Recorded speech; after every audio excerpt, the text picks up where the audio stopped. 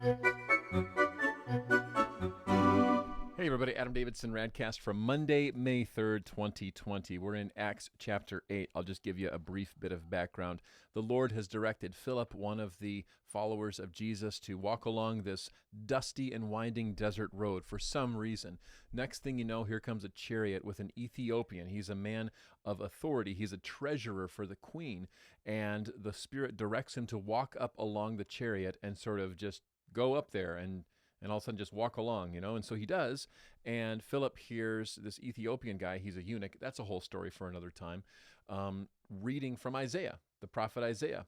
And Philip hears these words. He's familiar with them. And he goes, "Hey, do you know what you're reading up there? I love that book. Are you familiar?"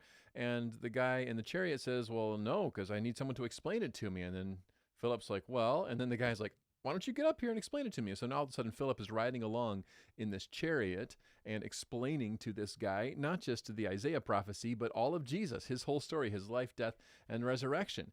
And as he tells the Ethiopian about this, the Ethiopian's heart is being changed and strangely warmed. And the next thing you know, there's a body of water. The story picks up right here in Acts chapter 8, verse 36. As they traveled along the road, they came to some water, and the eunuch said, "Look, here is water. What can stand in the way of my being baptized?" And he gave orders to stop the chariot. Then both Philip and the eunuch went down into the water, and Philip baptized him. Love that story.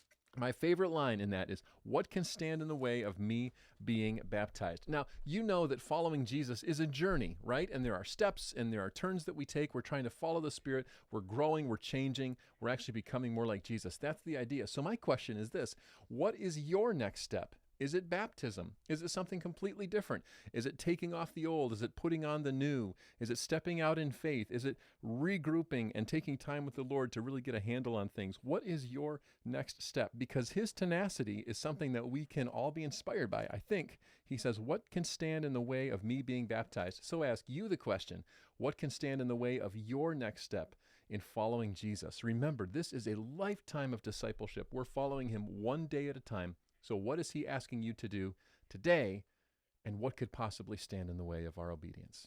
That's RadCast.